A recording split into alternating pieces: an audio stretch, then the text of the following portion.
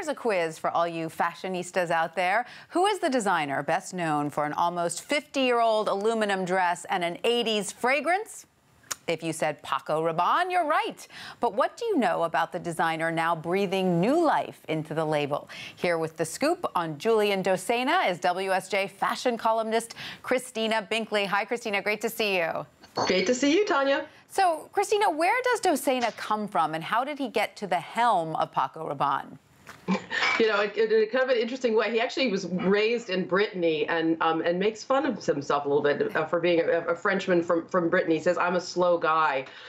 He's not from the fast-paced life of Paris, but he was actually really in the fast lane in the job he had before this, working under Nicolas Ghesquière at Balenciaga, and left that brand and was going to start up with something of his own and got a brief consulting gig 3 years ago, and he's still in that consulting gig, only now it's a full-time job. Amazing. Now, what was this label known for in its heyday, and what has Dossena done with the label now to echo that past?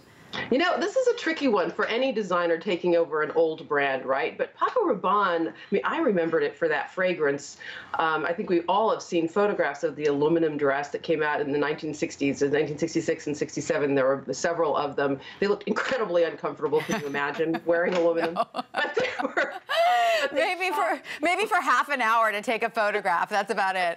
If the temperature is really just right, not too hot, not too cold. Anyway. This is a dress that was really radical at the time, not because of its shape, but because of the material. So then you fast forward 50 years, you can't just do aluminum dresses, right? Yeah. So Dossena is trying to figure out what would that aluminum dress be today.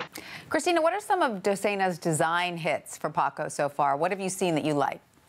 He's been a real proponent of the athleisure look, that sort of mix of athletics and dressed up clothes that has been, it's really taken off in the past year or so. So he's done, for instance, a kind of almost sweatpants look with a very glittery, sparkly top. It's a lot of fun and it's a real comfort zone. Love that. And that sparkle kind of replays a little bit of the aluminum, right?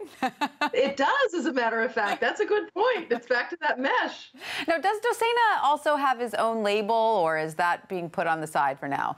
It's, you know, it was called Atto, A-T-T-O. He was getting it going when he took this first gig at Paco a couple of years ago, and it was getting some very good reviews and looked great. But he says he just doesn't have time for it. He's got so many plans for Paco Rabanne that he's put it on hold. All right, it'll be fun to see what he comes up with. Thank you so much, Christina, for that.